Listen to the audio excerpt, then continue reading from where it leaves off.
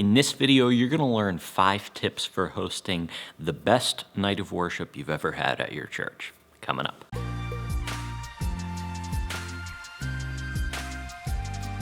Hey, Spencer here from leadingworshipwell.com. This is the place where we talk about how to lead yourself well, lead your church well, and lead worship well. So if you're interested in that, click subscribe down below and let's get into it, because today we're talking about nights of worship. Nights of worship are one of my favorite times in worship ministry, because it's like you get that chance to do a little bit something extra, a little something outside of your normal routine. Sunday mornings are great, Wednesday night gatherings are great, but when your church gets together at night, I don't know what it is, but I just feel like things are different and things are special. So I don't know if it's the time of day or just a different thing outside of our normal routines, but you know what I'm talking about. Nights of worship are great, but in order to make them great, there are a few things that you can do as a worship leader. Keep these things in mind as you plan your night of worship, and you'll have an even better night of worship. I feel like nights of worship are already set up for success because all of the things that I just mentioned. But if you keep these 5 things I'm about to talk about in mind, they'll be even better. Before we get into that, I just want to hear from you. What does a typical night of worship look like at your church? It looks different for different churches. People do different things, so I'd love to hear what your nights of worship look like. So just give me a brief description, give us a brief description down in the comments below, and I'll talk to you in a second.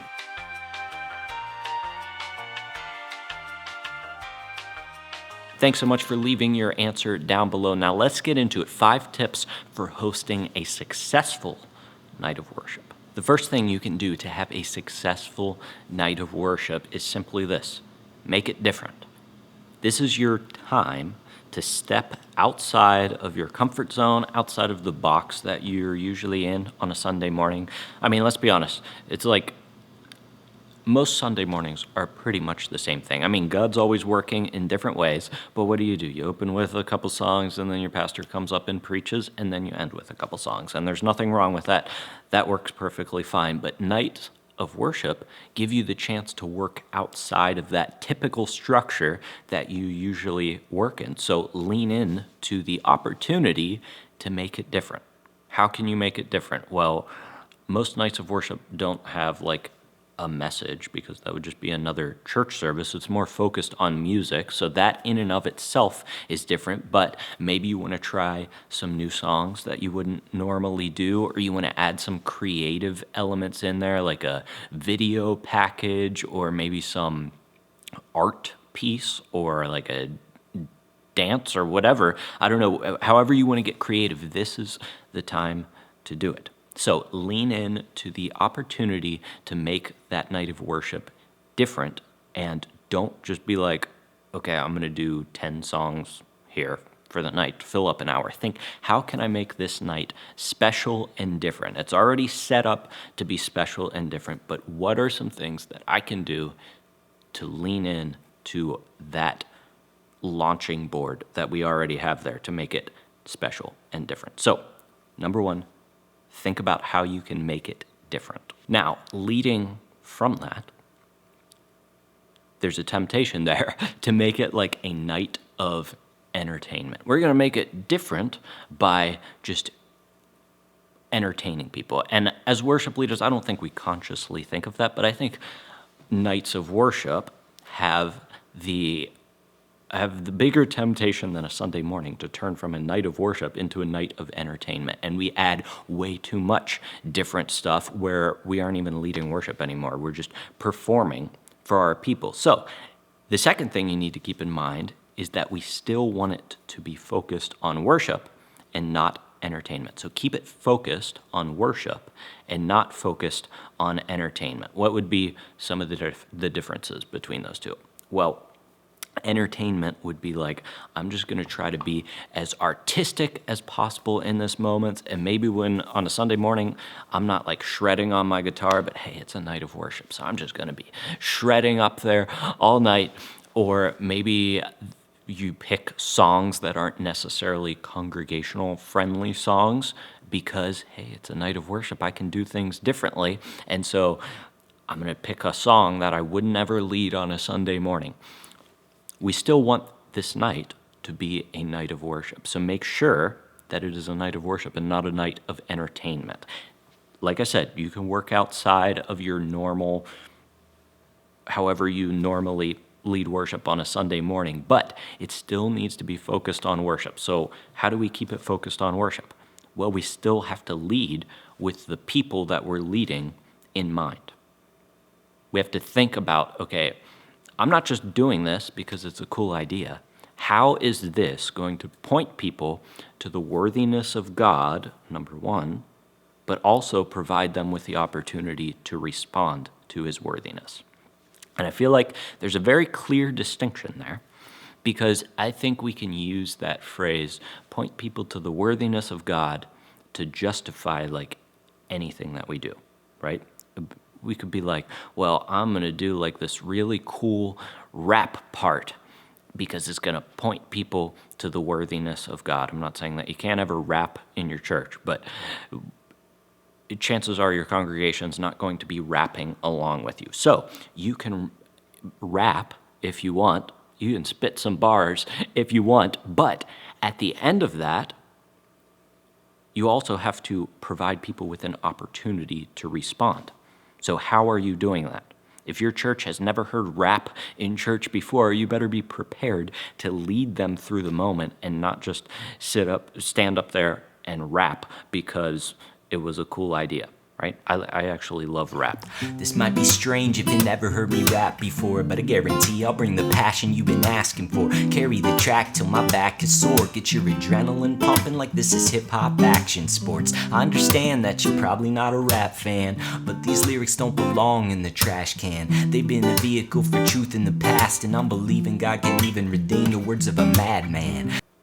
But if I did it in church, I would make sure that it pointed people to the worthiness of God, number one, and then it provided them with the opportunity to respond. So that's how you keep it. That's the secret to keeping it focused on worship and not just entertainment. We could plan a ton of entertaining elements to our night of worship. But at the end of the day, if all we do is entertain people and tell ourselves, well, it pointed people to the worthiness of God, I think we can do better than that, because people could be pointed to the worthiness of God by themselves at home, but that's not why we're gathered together here in this space on a night of worship. We're gathered together to worship together and to respond to the worthiness of God together. That response is key. So keep that in mind. In everything that you do, there should be the opportunity to respond. Use those artistic expressions, those artistic elements that are going to be awesome, but make sure that they provide the opportunity to respond to the worthiness of God. Number 3, if you want to make your night of worship even more special, this is sort of an optional step, but I think it's always worked out well when I've done it in the past, is to include people from other churches. And I'm not just talking about like send out an invite to people from other churches. I'm talking about asking people on their worship team to serve with your worship team. I'm sure you feel this tension where it's like there's probably like 100 different churches in your town or your city or even more. I mean, I live in a relatively small town and I feel like there's like at least 100 churches in my town. And it seems like we can all be separated. We all believe generally the same thing. And we are united together by that belief. But how often do we come together and celebrate that together? So what if you utilized your night of worship to increase church unity, not just in your own church, but in the universal church, or at least your city-wide church? And that didn't just look like, hey, everybody come to my church to worship with me, but you go to the leaders of the church and ask if they want to be involved in that night of worship. And then when you get together on that night of worship, there's always something special when you're like, I don't know that group of people over there, but they're singing the same songs that I'm singing, and we are worshiping together. Churches coming together, acting as one, is a beautiful thing. And the night of worship is really the perfect time to do it. I mean, you aren't going to see that too often on a Sunday morning because every church already has their own gathering planned for a Sunday morning. But if you can do it outside of that Sunday morning time, Something special when you have like 2 or 3 churches or maybe even more churches coming together and their worship teams are leading together. I mean, that is a picture of the universal church that we don't get to see too often. So consider that for your night of worship. Think, who's one other worship leader in my community that I know that I can ask to be a part of this night of worship? Number 4, as you're planning your night of worship, this isn't a time to just pick 10 of your favorite songs and go for it. I think that you should have a focus. You should be thinking, what is the purpose of us gathering for this night of worship? And then pick a specific theme and lean into that theme. And that'll give people the opportunity to respond on a deeper level instead of just like taking this shotgun approach where it's like, okay, we're going to look at every different aspect of who God is. What if you focused in and said, tonight we're going to be focusing on the faithfulness of God? And maybe you're looking at that over the past 2 years as we've gone through the pandemic, and you want people to focus on that and how God has been faithful through the entire process. Like that would be a focus. We would be responding to that specific truth as one church. That's, in my mind, more powerful than just being like, we're going to get together and play 10 of our favorite songs that our worship team got ready and we like them. So think about that. Think, what is the focus for this night of worship? Why are we gathering?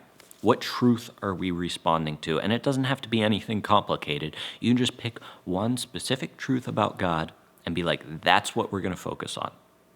I mean, this isn't going to be the only night of worship that you ever lead at your church, so don't act like it's the only time you're ever going to do it. You can do these like probably 4 times throughout the year, maybe more if you want to. I know some churches do it more, but I think once per quarter is a good rhythm for nights of worship where it still keeps them feeling special and different, but you aren't overwhelmed by doing them all the time. So have a focus. It's okay to just focus in on one element of who God is and dedicate the whole night to responding to that specific attribute of God. And finally, number 5, I know the temptation whenever you do a night of worship is to be like, we're going to make it so different. We're going to do all new songs, or we're going to do a bunch of new songs and introduce them to our church, or we're going to do songs that we would never do on a Sunday morning because it's cool and unique, and that's what this night is all about. But the 5th thing to keep in mind is that you need to have a balance of familiar songs. If we want people to respond in worship, singing-wise at least, then they need to know the songs that we're singing. Now, obviously, nights of worship are a great night to introduce a new song or two, but the majority of your songs should be familiar songs so that people can respond, so that people can just come in and worship, and they aren't thinking like, is this a new song? I've never heard this song before. I don't know how this song goes. What does that phrase mean? What does that line mean? How does the chorus go? We want to pick songs that people know so that they have the opportunity to respond during that night. I mean, we all know it intuitively as worship leaders. When you introduce a new song on Sunday morning, what do you think to yourself? You think, okay, I'm going to introduce this new song, and most people probably aren't going to know it. So this is sort of like a sacrifice Sunday where we're going to sing this new song, understanding that there won't be as much congregational engagement because they're learning it for the first time. Now, obviously, that's part of the process of introducing a new song. And so you go through that phase so that people can learn it so that they can respond later. And if you pick a good song, then that process is worth that initial Sunday where people don't know the song, right? We don't want that on a night of worship, at least not for the majority of the night. Like I said, you can do 1 or 2 new songs, but keep it focused on songs that people know. You know, I'm willing to bet that if let's say you had like an hour for a night of worship and you did a 10-song set list, you could do 10 new songs, not necessarily like unpopular songs, but maybe songs that came out this year that probably not everybody in your church knows, and you could have a night of worship like that? Or what if you just went back and did like songs from the early 2000s? I'm talking like Heart of Worship. I'm talking Open the Eyes of My Heart. I'm talking Trading My Sorrows. And people know those songs, or I'm assuming people would know those songs in your church. Maybe that's not the type of environment that you serve in, but in the environments that I serve in, people would know those songs, and it would be like this awesome nostalgic night of worship where you do all these old songs, and people would respond because they just intuitively know those songs, or they've grown up singing those songs. Compare those two scenarios in your head. One are like really cool new songs that you'd like to introduce to your church at some point, but you haven't had the chance to do yet, or these solid foundational songs that everybody in your church already knows, and even people outside of your church already know. So when new people come to your night of worship, they would be able to respond to. Which one do you want to have? Do you want to have one where people stand there and try to learn songs all night, or do you want to have a night of worship where people actually respond in worship? So I say all of that. You can have a balance of new songs and old songs, but keep the balance shifted towards familiar songs that people in your church would already know. With those things in mind, you are now set up to have an awesome night of worship. If you're planning a night of worship, let's see the set list down in the comments below. And also, if you are planning a night of worship, you probably need a worship team to lead with you, and we want to lead our worship teams well. One of the best ways to do that is at your worship rehearsal, and that's why I put together the worship rehearsal blueprint. In that, I give you a complete step-by-step guide, a plan for your worship rehearsals that will allow you to lead your team well spiritually, relationally, and of course musically as well. So check that out in the description below. There's a link down there to it. Other than that, thanks so much for joining me. Until I see you in the next video, keep leading worship well.